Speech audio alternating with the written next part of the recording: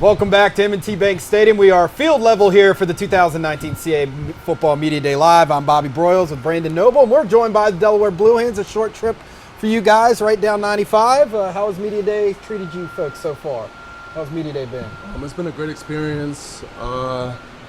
We got to eat food, which is always food. good. That's important. We'll definitely get the food in this interview. Yeah. But it's been great. We got to meet a lot of our peers, a lot of players we're playing against, a lot of coaches, and just put faces, the names, and things like that. So it's been great for me. Have you guys had your social stadium visit over here yet, the social media area? Yeah, it was fun. Yeah? Hopefully a video will go viral later. Man. Cam and I had a 12-minute Jenga game that came down to the wire. So. Wow. Who won? You gotta watch the video. You gotta watch the video and see why. That's right. So, obviously we're joined here by quarterback Pat Kehoe, defensive lineman Cam Kitchen, and head coach Danny Rocco. Coach, second year in a row, 7-win season in the regular season. This time a trip to the playoffs for the first time for this program since 2010.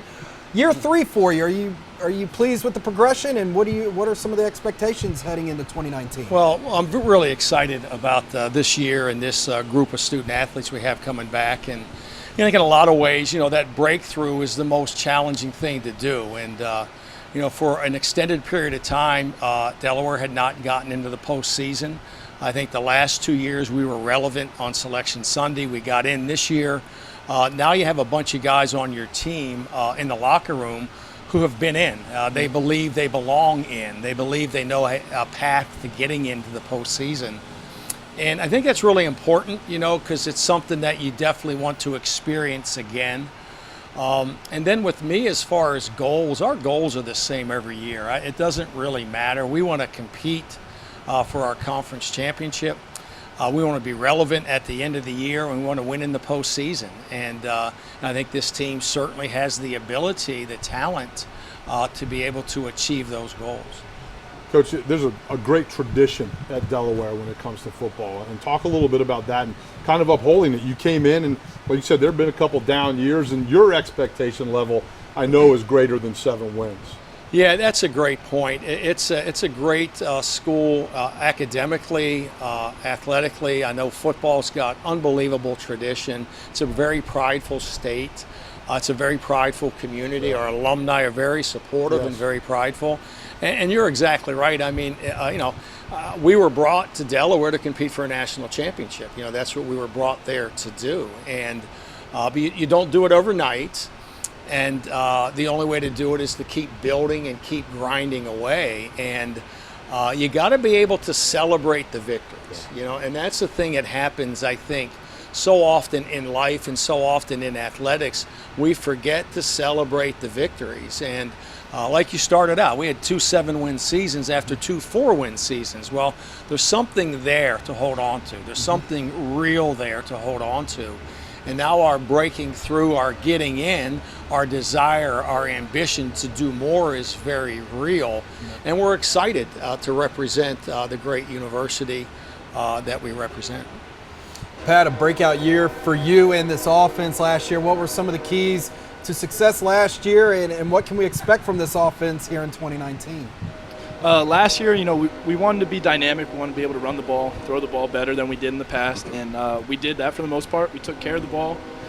You always want to win the turnover battle, so that was a major key for us. And then moving forward this season, you don't want to give away any tips or anything, but you're going to see the same old type of approach. You got to run the ball to be relevant late in the season, so we want to establish the run and then spread the ball out to our playmakers on the outside.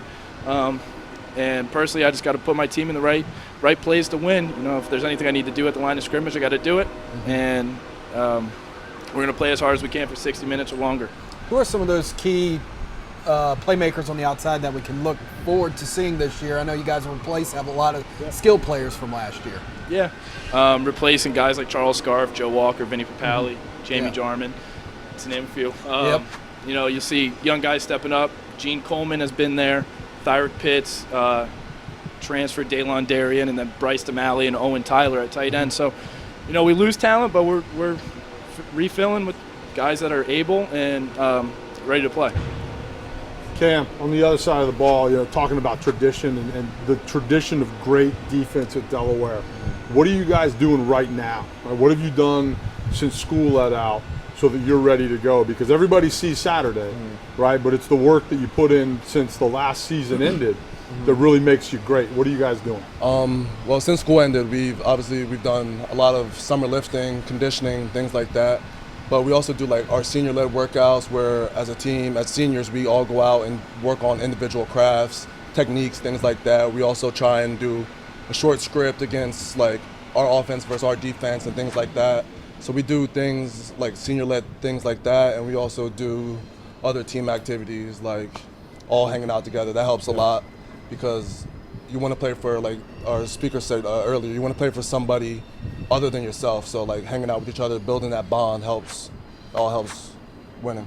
What are some of the challenges? I mean, look, this conference offensively, you get a little bit of everything from what you guys do at Delaware, right? Running the football establishment on Stony Brook does the same thing, but you also get to spread wide open stuff. What's that like for you to prepare for every week? Well, being such a good conference, it's obviously like it's a challenge to be ready for all these different types of offenses, like Towson spread, and then some teams are downhill running Stony Brook. But it's more so just putting ourselves in the position to be at the best we can. Our coaches do a great job of us like changing our front or making tweaks to defensive things like that for us to be in the position to face these challenges and things like that. Also this offseason, Delaware Stadium kind of getting a facelift a bit, renovations happening there. What does seeing that progress mean for your program, seeing those renovations happen, Coach? Well, it's really exciting, and it's an exciting time right now on our campus. And Dennis Asanis, our president, is really committed to putting Delaware in the best light he possibly can on all fronts. And it's a great school. There's projects all over campus right now that are really exciting. And I think as far as athletics goes, Chrissy Raywalk, our athletic director, is doing a great job in just leading the athletic department and offering that vision for our future. And now all of a sudden, student athletes are able to come on campus and see the new facility and see the new stadium being built and all the renovations. And it's really an exciting time. And I think it's going to enhance the experience for the student athlete. It's going to help us in recruiting. It's going to help the day-to-day operations with our student athletes, but it's also going to enhance the game day experience, for our alumni, for our fans, our parents, and we're really excited and blessed and honored to be at Delaware in this timeline. This is a very important time in our program's history, and I'm really humbled to be in a position to help lead the football program. Cam, here's the question of the day. This is a tough one. All right, you ready?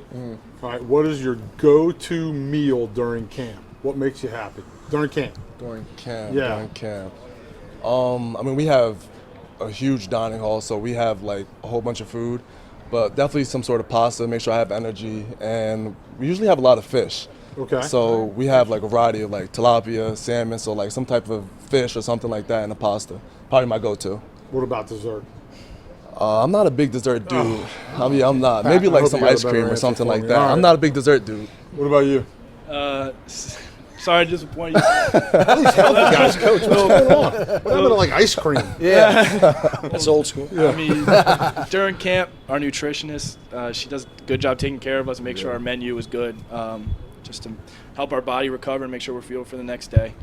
During training camp, I especially try to remain strict to my proteins, my good carbs, my fruits, my vegetables, healthy fats, stuff like that. So. It's by far the Whole healthiest. different world. Yeah, this is the healthiest answers we've gotten all It's a day. whole different world. What about you? I mean, I'm just like them. It's chicken and fish. Chicken and fish. holy smokes. Vegetables. It's good. No, it's good. Look, I might have played Working on another- my figure. Yeah, exactly. Right. I might have played a couple more years with the kind of nutrition you guys have. Holy smokes. That's good. But it is a grind, right? And so for sure. you got to do those little things to kind of Yep. find a little bit of pleasure in 3 weeks of what should be hard. And Coach, just looking at the schedule, I know you don't, most coaches don't like to look too far ahead, but also putting Delaware in that light, you have a very challenging schedule. I mean, you already have the CAA, but it's not easy to oversee. You play at Pitt this year at Hens Field. There's going to be a great experience taking on an FBS program out of the ACC. And, of course, North Dakota State coming to Delaware is going to be a big game for not just for you guys, but for the country, the conference, and for everyone in the state of Delaware. Let's talk about those games. Yeah, it's a great opportunity, I think, for our program and for our league to continue to get that kind of exposure on more of a national platform. And but one of the things I really do believe about this year's team, and we had 26 seniors last year. I think this year's team is very talented, very hungry, very competitive. This year's team has to live in the moment. And this is a year where we really have got to be able to understand the significance of each and every day. And not look ahead, not look into the future at what's down the road, but deal with what's right in front of you here today. And I'm excited to get back and get started on Tuesday to kind of embrace that schedule you're talking about and continue to build on what we accomplished a year ago. All right. Well, gentlemen, thank you so much for joining us here on set. Enjoy the rest of Media Day, and we'll look forward to seeing the Delaware Blue Hens here in 2019. Thank you very much. Thanks for having us. Thank you. All right, we're going to